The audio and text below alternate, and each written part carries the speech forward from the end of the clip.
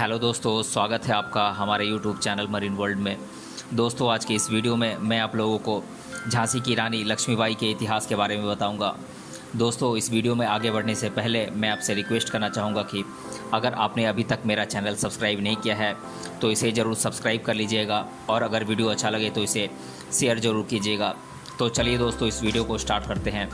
लक्ष्मीबाई उर्फ झांसी की रानी मराठा शासित राज्य झांसी की रानी थी, जो उत्तर मध्य भारत में स्थित है। रानी लक्ष्मीबाई 1857 के प्रथम भारतीय स्वतंत्रता संग्राम की वीरांगना थी, जिन्होंने अल्प आयु में ही ब्रिटिश साम्राज्य से संग्राम किया था। अब हम रानी लक्ष्मीबाई के बारे में संक्षिप्त में पहले जान लेते हैं। उनका पूरा नाम था रानी लक्ष्मीबाई और उनके बचपन का नाम था मणिकर्णिका। मणिकर्णिका नाम बड़ा होने के कारण उन्हें लोग मनुबाई के नाम से भी बुलाते थे और उनका जन्म हुआ था 19 नवंबर 1828 को वाराणसी के उत्तर प्रदेश में। उनकी माता का नाम था भागीरथी बाई और पिता का नाम था मोरोपंत तांबे। उनकी विवाह की तिथि है 19 मई 1842 और उनके पति का नाम था झांसी के नरेश महाराज गंगाधर राव नेवालकर और उनके संतानों का नाम था दामोदर राव और आनंद राव, जो कि उनके दत्तक पुत्र थे। उनका संबंध था मराठा साम्राज्य के राजघराने से। घुड़सवारी करना, तीरंदाजी इत्यादि उनके शौक में शामिल थे और उनकी मृत्यु हुई थी कोटा की सराय, ग्वालियर, मध्य प्रदेश में 18 जून 1858 को। अब हम झांसी की रानी लक्ष्मीबाई के बारे में विस्तार से जान लेते हैं। वीरांगना रानी लक्ष्मीबाई, जिन्होंने अपने साहसी कामों से न सिर्फ इतिहास रच दिया बल्कि तमाम महिलाओं के मन में एक साहसी ऊर्जा का संचार किया है। रानी लक्ष्मीबाई, जिन्होंने अपने साहस के बल पर कई राजाओं को हार के धूल चटाई। महारानी लक्ष्मीबाई ने अपने देश के स्वतंत्रता के लिए कई लड़ाइयाँ लड़कर इतिहास के पन्नों पर अपनी विजय गाथा लिखी है। रानी लक्ष्मीबाई ने अपने राज्य झांसी की स्वतंत्रता के लिए ब्रिटिश राज्य के खिलाफ लड़ने का साहस किया और बाद में वे वीरगति को प्राप्त हुई। लक्ष्मीबाई के वीरता के किस्से आज भी याद किए जाते हैं। रानी लक्ष्मीबाई ने अपने बलिदानों और साहसिक कामों से न सिर्फ भारत बल्कि पूरी दुनिया की महिलाओं का सिर गर्व से ऊंचा किया है। झांसी की रानी लक्ष्मीबाई का जीवन देशभक्ति, अमर और बलिदान की एक अनुपम गाथा है। रानी लक्ष्मीबाई का जन्म 19 नवंबर 1828 को उत्तर प्रदेश के वाराणसी के भदैनी नगर में हुआ था। उनके बचपन का नाम मणिकर्णिका था, जिन्हें सब प्यार से मनु कहकर पुकारते थे। उनके पिता का नाम मोरोपंत तांबे था।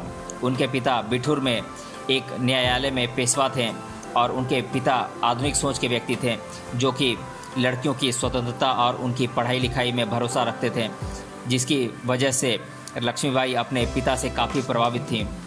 उनके पिता ने रानी लक्ष्मीबाई के बचपन से ही उनकी प्रतिभा को पहचान लिया था, इसलिए उन्हें बचपन से ही उस दौर में भी अन्य लड़कियों के मुकाबले ज़्यादा आज़ादी दी गई थी। उनकी माता का नाम भागीरथी बाई था, जो कि एक घरेलू महिला थी।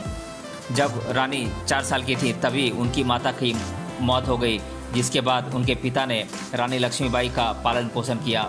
आपको बता दें कि उनके पिता जब मराठा बाजीराव की सेवा कर रहे थे तभी रानी के जन्म के समय ज्योतिषी ने मनु यानी कि रानी लक्ष्मीबाई के बारे में भविष्यवाणी की और कहा था कि वह बड़ी होकर एक राजरानी बनेगी, और हुआ भी ऐसा ही।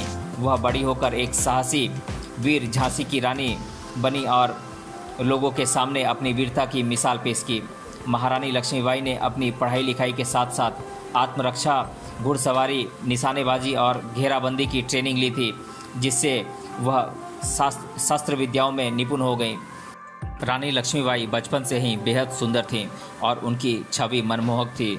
जो भी उनको देखता उनसे बातें किए बिना नहीं रह पाता था। उनके पिता भी मनुबाई की सुंदरता की वजह से उन्हें छबीली कहकर बुलाते थे। वहीं लक्ष्मीबाई की माता की मौत के बाद उनके पिता ने उन्हें बाजीराव के पास बिठूर लेकर गए, जहां रानी लक्ष्मीबाई का बचपन बीता। आपको बता दें कि बाजीराव के पुत्रों के साथ मनु खेलकूद मनोरंजन करती थी और वे भाई बहन की तरह रहते थे। वे तीनों साथ में खेलते थे और साथ में पढ़ाई भी करते थे। इसके साथ ही मनुबाई निशानेबाजी, घुड़सवारी, आत्मरक्षा, घेराबंदी की ट्रेनिंग भी लेती थी। इसके बाद शस्त्र विद्याओं में निपुण होती चली गई और साथ ही एक अच्छी घुड़सवार भी बन गई। आपको बता दें कि बचपन से ही अस्त्र शस्त्र चलाना और घुड़सवारी करना रानी लक्ष्मीबाई के 2 प्रिय खेल थे। मनुबाई बचपन में पेशवा बाजीराव के पास रहती थी, जहां उन्होंने बाजीराव के पुत्रों के साथ अपनी पढ़ाई लिखाई की। आपको बता दें कि बाजीराव के पुत्रों को पढ़ाने एक शिक्षक आते थे। मनु भी उनके पुत्रों के साथ उसी शिक्षक से पढ़ती थी। रानी लक्ष्मीबाई के बहादुरी के किस्से बचपन से ही थे। जी हाँ, वह बड़ी से बड़ी चुनौतियों का सामना समझदारी और होशियारी से कर लेती थी। ऐसे ही जब वह एक बार घुड़सवारी कर रही थी, तब नाना साहब ने मनुबाई से कहा कि अगर हिम्मत है तो मेरे घोड़े से आगे निकल कर दिखाओ। फिर क्या था, मनुबाई ने नाना साहब की यह चुनौती मुस्कुराते हुए स्वीकार कर ली और नाना साहब के साथ घुड़सवारी के लिए तैयार हो गई। जहां नाना साहब का घोड़ा तेज गति से भाग रहा था, वहीं लक्ष्मीबाई का घोड़ा भी उससे पीछे नहीं रहा।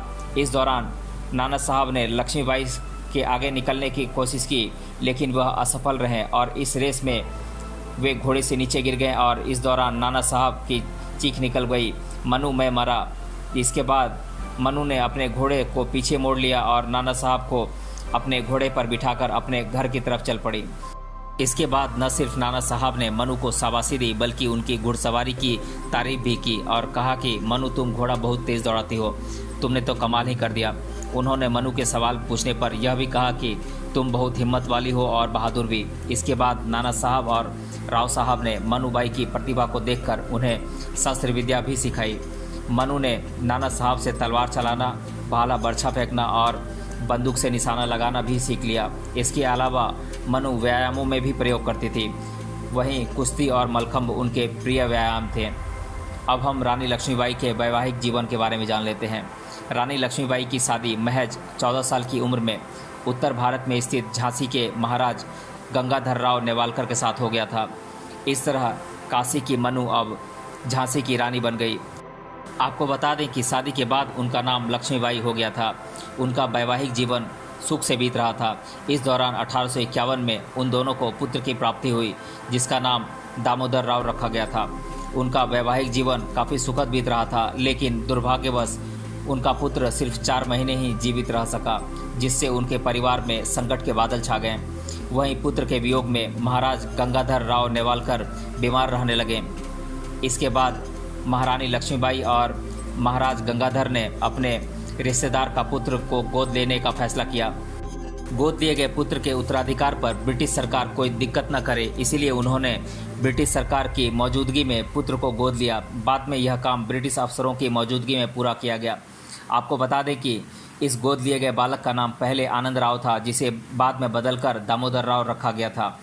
लगातार बीमार रहने के चलते एक दिन महाराज गंगाधर राव नेवालकर की तबीयत ज़्यादा खराब हो गई और 21 नवंबर 1853 को उनकी मृत्यु हो गई। उस समय रानी लक्ष्मीबाई महज 18 साल की थीं।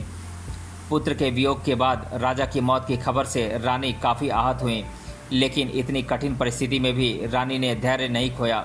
वहीं उनके दत्तक पुत्र दामोदर की आयु कम होने की वजह से उन्होंने राज्य का खुद उत्तराधिकारी बनने का फैसला लिया। उस समय लॉर्ड डलहौजी गवर्नर था। महारानी लक्ष्मीबाई धैर्यवान और साहसी महिला थीं, इसलिए वे हर काम को बड़ी सूझबूझ और समझदारी से करती थीं। यही वजह थी कि वह राज्य का उत्तराधिकारी बनी रहीं। दरअसल जिस समय रानी को उत्तराधिकारी बनाया गया था, उस समय यह नियम था कि अगर राजा का खुद का पुत्र हो तो उसे उत्तराधिकारी बनाया जाएगा। अगर पुत्र नहीं है तो उसका राज्य ईस्ट इंडिया कंपनी में मिला दिया जाएगा। इस नियम के चलते रानी लक्ष्मीबाई को उत्तराधिकारी बनने के लिए काफ़ी संघर्ष करना पड़ा। वहीं ब्रिटिश शासकों ने राजा गंगाधर राव नेवालकर की मौत का फ़ायदा उठाने की तमाम कोशिशें की और वे झांसी को ब्रिटिश शासन के अंतर्गत मिलाना चाहते थे। ब्रिटिश सरकार ने झांसी राज्य को हथियाने की हर कोशिश कर ली। यहाँ तक कि ब्रिटिश शासकों ने महारानी लक्ष्मीबाई के दत्तक पुत्र दामोदर राव के खिलाफ मुकदमा दायर कर दिया। यहाँ तक कि निर्दयी शासकों ने रानी के राज्य का खजाना भी जब्त कर लिया। इसके साथ ही राजा नेवालकर ने जो कर्ज लिया था, उसकी रकम रानी लक्ष्मीबाई के सालाना आय से काटने का फैसला सुनाया, जिसकी वजह से रानी लक्ष्मीबाई को झांसी का किला छोड़कर झांसी के रानी महल में जाना पड़ा। इस कठिन संकट में भी रानी लक्ष्मीबाई नहीं घबराईं और अपने झांसी राज्य को ब्रिटिश शासकों के हाथों में नहीं सौंपने देने के फैसले पर अडिग रहीं। महारानी लक्ष्मीबाई ने झांसी को हर हाल में बचाने की ठान ली और अपने राज्य को बचाने के लिए सेना संगठन शुरू किया। दोस्तों, ये वीडियो काफ़ी लंबा होने वाला है। आज की वीडियो में हम इतना ही रहने देते हैं। अगले वीडियो में हम जानेंगे रानी लक्ष्मीबाई के संघर्ष की शुरुआत कैसे हुई और 1857 के क्रांति में इनका क्या योगदान रहा, इनकी मृत्यु कैसे हुई और भी बातें हम जानेंगे रानी लक्ष्मीबाई के बारे में अगले वीडियो में। आज के वीडियो में हम इतना ही रहने देते हैं। मिलते हैं अगले वीडियो में इसके पार्ट 2 के साथ। तब तक के लिए धन्यवाद।